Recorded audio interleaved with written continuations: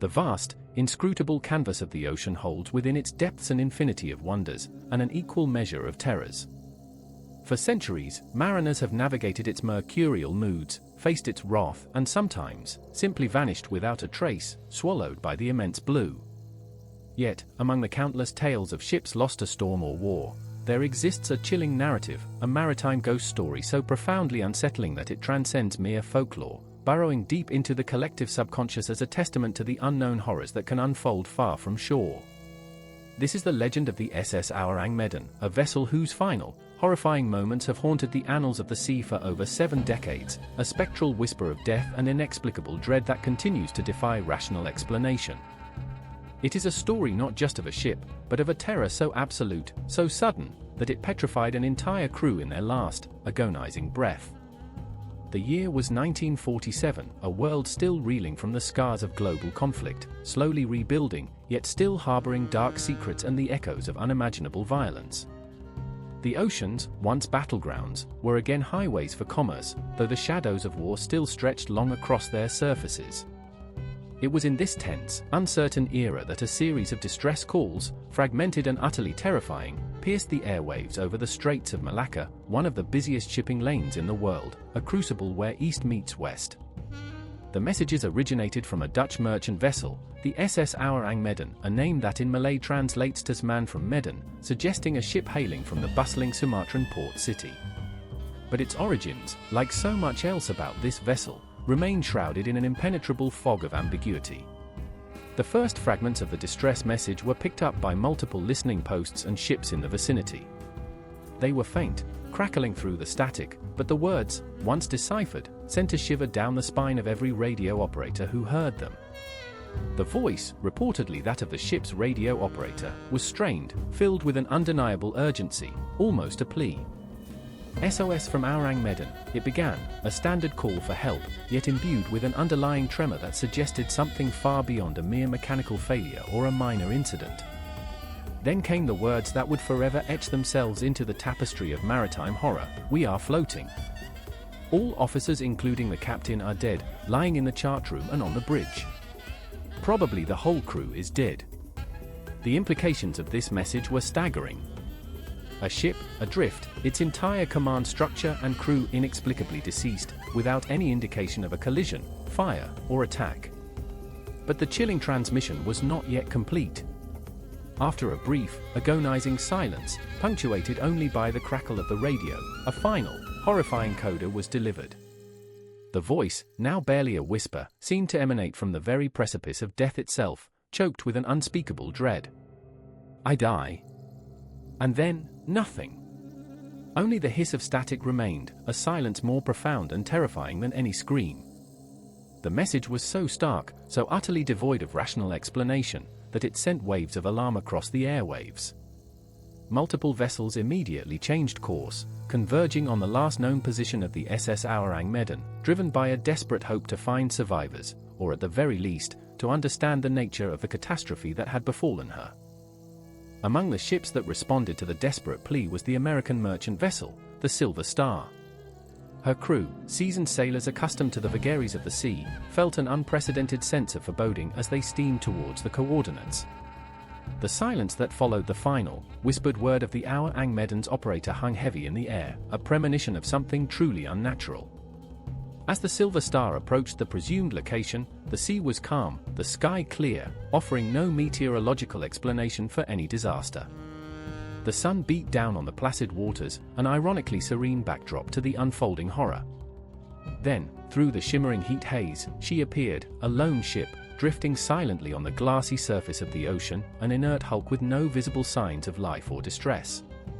It was the SS Ourang Medan. The Silver Star cautiously pulled alongside the silent vessel. From their vantage point, the deck of the Ourang Medan appeared eerily deserted. No figures moved, no flags fluttered, no smoke rose from her funnel. It was as if time itself had stopped on her decks. A boarding party from the Silver Star was quickly assembled, their hearts pounding with a mixture of apprehension and morbid curiosity.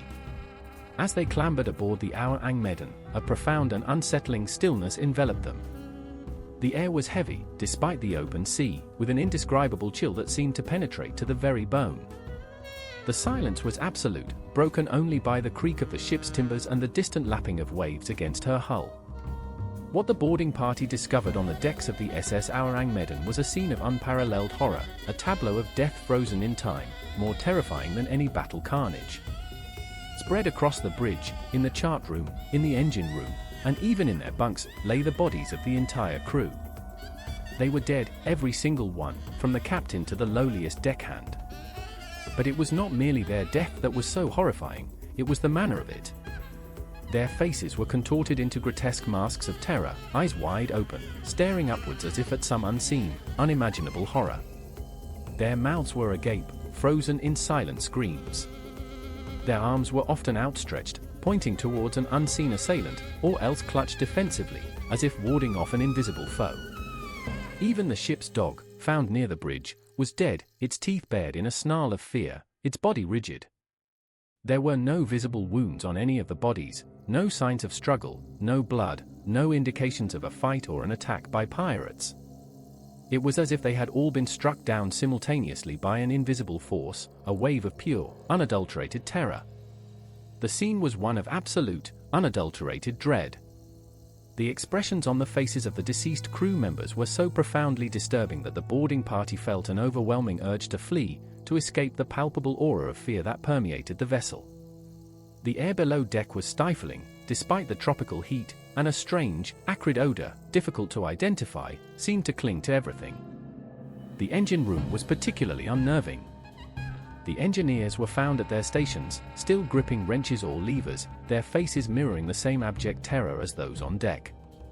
The boilers, however, were off, their fires cold, indicating that the ship had been adrift for some time before the Silver Star arrived. Yet, there was no sign of malfunction, no leakage, no catastrophic failure that would explain the sudden and widespread demise of the entire crew. The only anomaly noted was an extreme drop in temperature as one descended further into the ship's hold, an unnatural cold that seemed to defy the tropical climate. The boarding party, though deeply shaken, conducted a hasty search for any explanation, any clue that could shed light on the unspeakable tragedy. They found nothing. No logs detailing an incident, no damage to the hull, no signs of struggle, no evidence of piracy or mutiny. The cargo hold, when briefly inspected, was dark and silent, its contents unknown. The sheer, inexplicable nature of the deaths, combined with the grotesque expressions of terror on the faces of the deceased, suggested something beyond human comprehension. The Ourang Medan was a floating tomb, a silent monument to an unknown horror. Faced with such an incomprehensible sight, the captain of the Silver Star made the decision to attempt to tow the Ourang Medan to a nearby port, hoping that a more thorough investigation could uncover the truth behind the tragedy. Lines were secured, and the Silver Star began the slow, arduous process of bringing the ghost ship under tow. But the Ourang Medan was not yet ready to relinquish its secrets, nor its hold on the realm of the living. As the towing operation commenced, a thin wisp of smoke was observed emanating from the lower decks of the Ourang Medan. Initially dismissed as a minor issue, perhaps a smoldering ember from a forgotten boiler, the smoke quickly intensified, thickening into dark, ominous plumes. The temperature on board the Ourang Medan, already unnaturally cold in some areas, now began to rise dramatically in others. The boarding party, still on the Ourang Medan, realized with dawning horror that a fire was rapidly taking hold within the ship's hold. The exact cause was unknown, but the speed and intensity of the blaze were alarming. They scrambled to abandon the doomed vessel, narrowly escaping the inferno that was now engulfing the Ourang Medan from within. The Silver Star's crew watched helplessly as the flames quickly consumed the spectral ship. Then, with a deafening roar that ripped through the otherwise placid afternoon, the Ourang Medan exploded. A colossal blast tore through the hull, sending debris high into the air and shaking the Silver Star violently.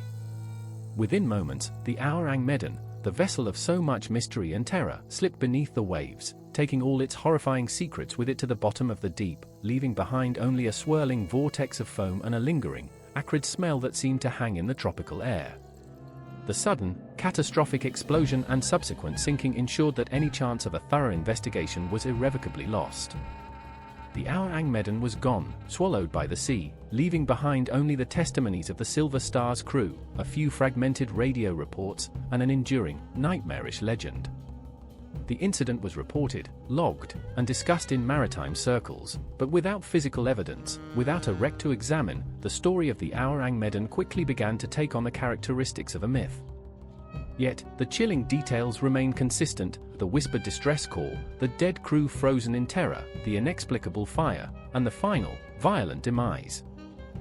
The sheer inexplicability of the events surrounding the Ourang Medan has fueled a relentless stream of theories and speculations over the decades, each attempting to grapple with the profound horror of the incident. For many, the supernatural explanation is the most compelling. The grotesque expressions of terror on the crew's faces, the lack of visible injury, the sudden, simultaneous deaths, these elements lend themselves readily to tales of ghost ships, demonic possession, or encounters with malevolent entities from another dimension. Was the Ourang Medan cursed? Did some ancient evil awaken in the depths of the Malacca Straits, reaching out to claim the souls of the unsuspecting crew? Such theories, while captivating, offer no tangible evidence and exist primarily in the realm of folklore and the human fascination with the macabre.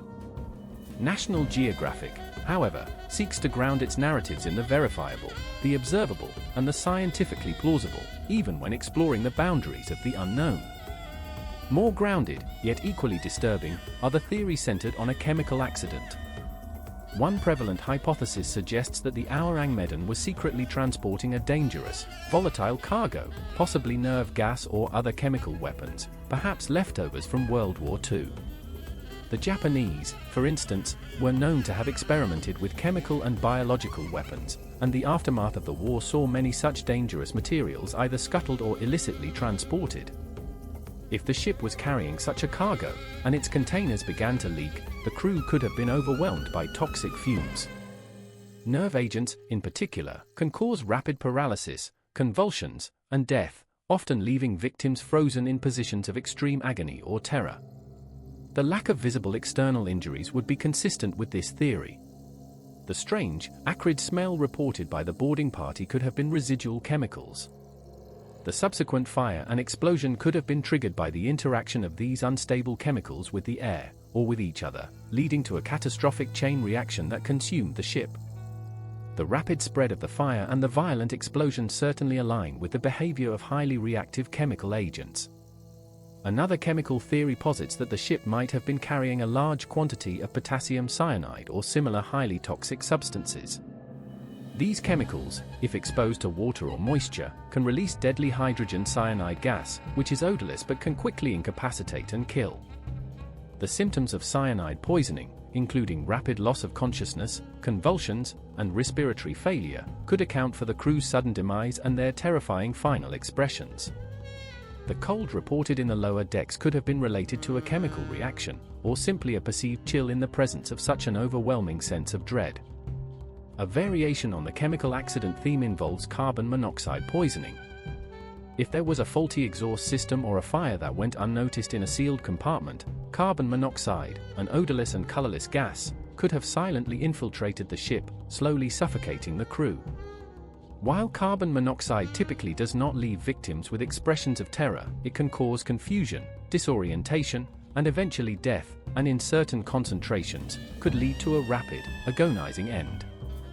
However, the uniformity of the terror-stricken faces makes this less likely to be the sole cause. Beyond chemical agents, the possibility of oxygen depletion, perhaps due to a large-scale leak of an inert gas like nitrogen or carbon dioxide from a faulty refrigeration system, has also been considered. While these gases are not directly toxic, they displace oxygen, leading to asphyxiation. However, like carbon monoxide, this would typically result in a more peaceful demise, not the dramatic terror witnessed. The smuggling hypothesis offers another compelling, albeit dark, explanation. Given the post-war chaos and the Ourang Medan's purported route through a region rife with illicit trade, it's plausible that the ship was engaged in smuggling. This could involve anything from valuable contraband like gold or diamonds to more sinister cargo, such as weapons, or indeed, the aforementioned chemical agents.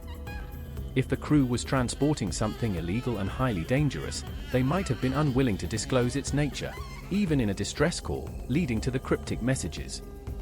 The sudden explosion could have been a deliberate act, a scuttling to destroy evidence of the illicit cargo, or an accidental detonation of volatile materials.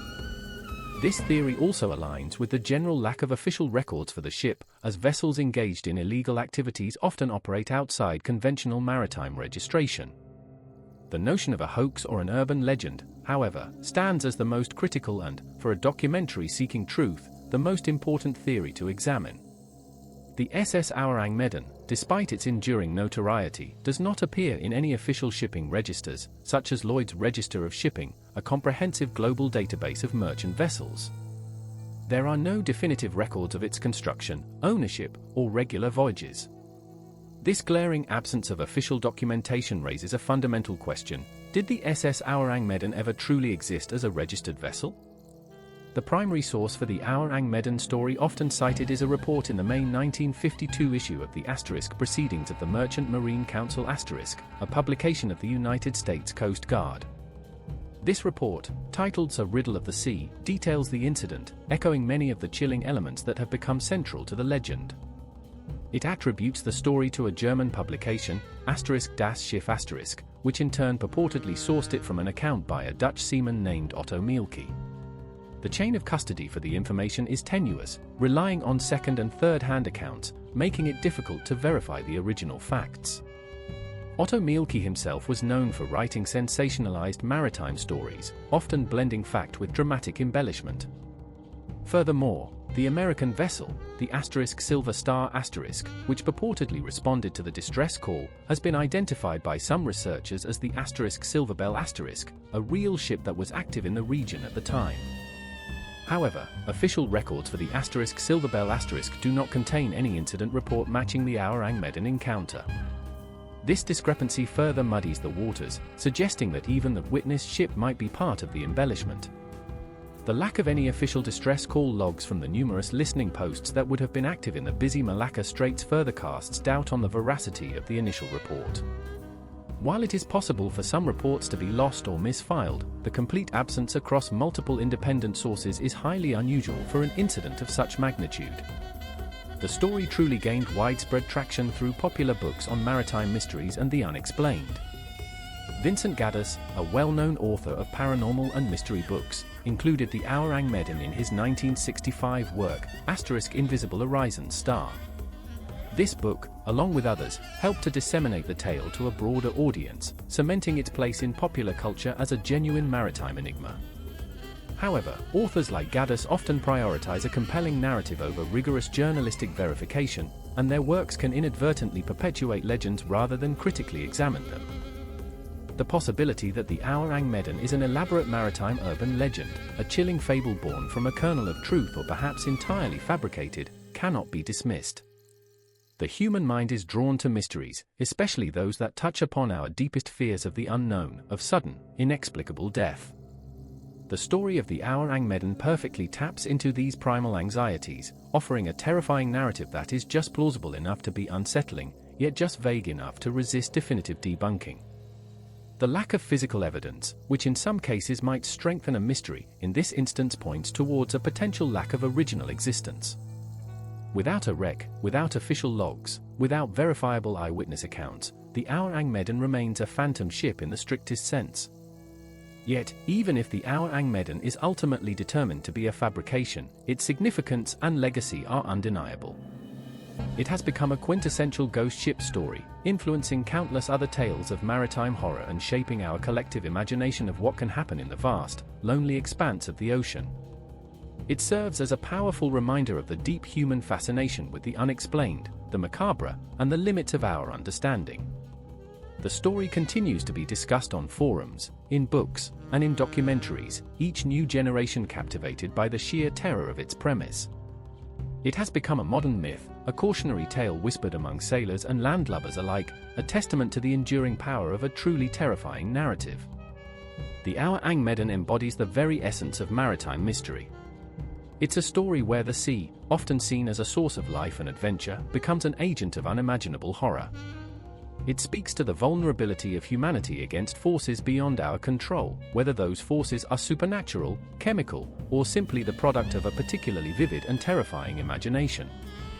The chilling image of an entire crew, frozen in their final moments of terror, remains a potent symbol of dread, a testament to the fact that sometimes, the greatest monsters are not visible, but rather unseen, insidious, and utterly silent. For National Geographic, the pursuit of truth is paramount. While the Ourang Medan story is undeniably compelling and dramatic, a thorough examination reveals the profound difficulty in separating fact from fiction. The scarcity of verifiable primary sources, the reliance on sensationalized secondary accounts, and the absence of official records for the vessel itself all point towards a narrative that has likely evolved and expanded over time, becoming more legend than historical event. The human tendency to fill informational voids with dramatic possibilities, especially when faced with an unsettling unknown, is a powerful force in the creation and perpetuation of such tales. The Ourang Medan may not have been a real ship, but the terror it evokes is very real, a testament to the enduring power of a good, terrifying story. The enduring legacy of the SS Ourang Medan is not merely as a maritime mystery, but as a cultural phenomenon. It has permeated the fabric of global folklore, taking its place alongside the Flying Dutchman and the Mary Celeste as a vessel forever entwined with the enigmatic and the terrifying. Its story is a canvas upon which humanity projects its deepest fears, the fear of isolation, of inexplicable death, of confronting an unknown horror that leaves no survivors to tell the tale. It highlights the vastness and indifference of the ocean, a realm where human laws and logic can be rendered utterly irrelevant. Even if the ship itself was a phantom, conjured from the depths of imagination and rumor, the idea of the Ourang Medan serves a crucial purpose. It reminds us of the precariousness of life at sea, the constant threat of the unexpected, and the chilling possibility of encountering a force or event so utterly alien to our understanding that it leaves only petrified corpses and unanswered questions in its wake. It is a story that forces us to confront the limits of our knowledge, pushing us to consider scenarios that lie beyond the comfortable boundaries of scientific explanation. The Ourang Medan's narrative also reflects a broader truth about the post-war era. The world was still grappling with the horrors of chemical warfare, the terrifying capabilities of modern weaponry, and the lingering shadows of secret experiments conducted during the conflict. The idea of a ship secretly carrying a deadly, unstable cargo, or encountering a residual weapon from a forgotten battle, resonated deeply with a generation that had witnessed unprecedented levels of destruction and covert operations.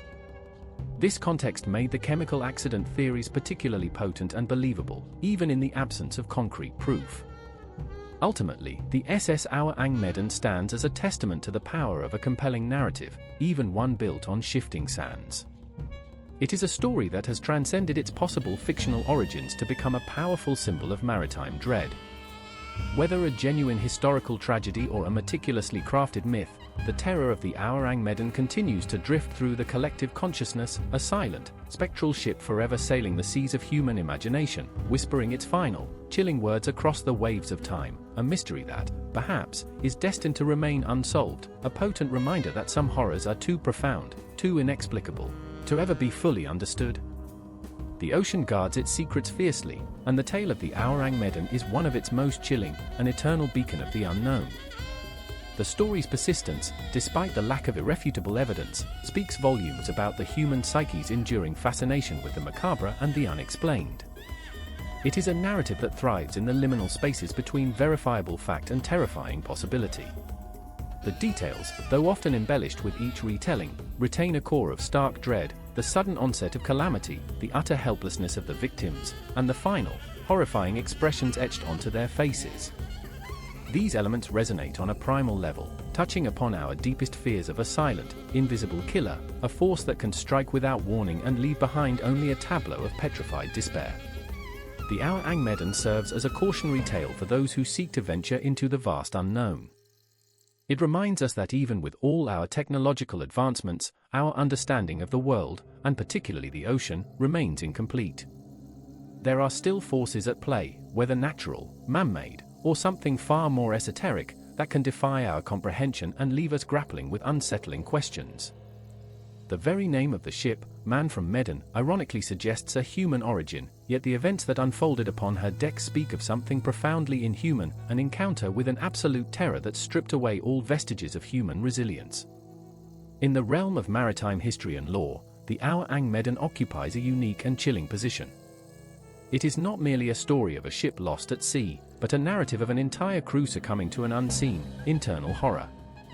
Unlike ships lost to storms, collisions, or warfare, where the cause of death is evident, the Ourang Medan presents a scenario of death by pure, unadulterated fear, or by a silent, insidious agent that left no trace but the ghastly expressions of its victims. This distinction elevates it from a simple maritime disaster to a true psychological thriller, played out on the vast, indifferent stage of the open ocean. The enduring mystery also underscores the challenges inherent in historical research, especially when dealing with events from a bygone era where record-keeping was less centralized and communication less instantaneous. The fog of war, the rapid changes in global shipping after World War II, and the sheer volume of maritime traffic in busy straits could all contribute to the difficulty in verifying an incident like the Ourang Medan. It is a testament to the fluid nature of history, where narratives can be shaped, reshaped, and even invented, gaining momentum and credibility through sheer repetition and the human desire for a compelling story. Yet, for all the skepticism surrounding its historical veracity, the Ourang Medan continues to inspire, to terrify, and to provoke thought. It stands as a powerful allegory for the hidden dangers that lurk beneath the surface, not just of the ocean, but of human endeavors. It asks us to consider what secrets humanity might conceal, what forgotten horrors might resurface, and what unknown phenomena might exist just beyond the veil of our perception. The ship, whether real or imagined, has become a vessel for these profound questions, a dark mirror reflecting our anxieties about the unknown. The chilling final message, "I die," resonates with a stark, terrifying finality. It is a primal scream echoing across the decades, a desperate last gasp from a crew caught in an unimaginable predicament. This single phrase, more than any other detail, encapsulates the essence of the Ourang Medan's terror. It speaks of a struggle against an invisible enemy, a battle lost in the blink of an eye, leaving behind only the silent, horrifying witnesses of the dead. It is a story that refuses to be forgotten, a persistent whisper on the wind, a chilling testament to the profound and enduring mysteries of the sea, and the terror that can lurk within its depths. The Ourang Medan, the man from Medan, remains an enigma, a spectral ship forever sailing the dark currents of human fear and fascination, its story an enduring testament to the power of the unknown. Its legacy is not just a tale of a lost ship, but a haunting exploration of the boundaries of human experience, fear, and the enduring allure of the unexplained. The sea holds many secrets, but few are as unnerving, as captivating, or as terrifying as the legend of the SS Ourang Medan.